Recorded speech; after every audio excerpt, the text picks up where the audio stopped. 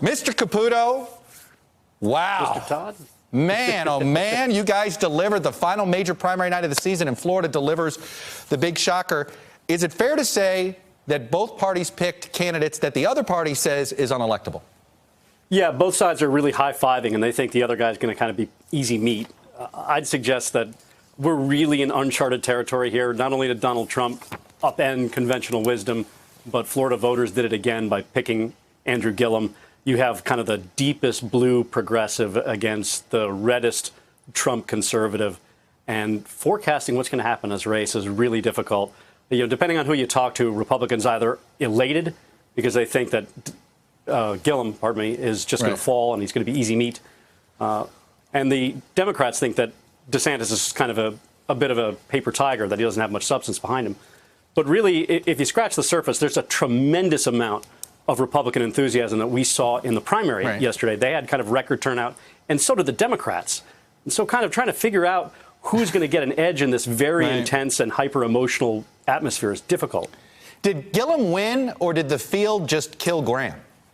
You know, it might be a little bit of everything, but in the end, especially down here in Miami, Miami-Dade, Broward, Duval County, these large urban counties delivered Andrew Gillum really big margins. And in Miami, when you walked around, you talked to people who were Democrats, a lot of them really loved Gillum. In fact, the only thing that was kind of holding them back when you would talk to them is they would say, oh, I don't want to waste my vote. Like they wanted their vote to count. And they didn't think he could win the nomination? They didn't at the time? That was the assumption?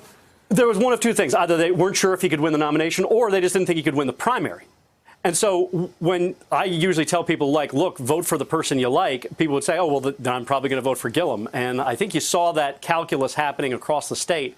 And this really came as kind of a shock to all of us. The polling just did not pick up this sort of movement and these sort of margins that he was able to roll up in these big urban counties. No, there's definitely there was some evidence of a surge, but I'll admit I was skeptical because there hadn't been a history of African-American voters spiking in turnout in a Democratic primary in Florida in the past. So it did upend conventional wisdom. Well, there hasn't been an African-American candidate like Andrew Gillum. And he really spoke. Yeah, I mean, he really spoke to the party. Understand, the party here in Florida has had 5 white centrist Democrats who have run for governor. And always it's like, oh, all we have to do is win the middle.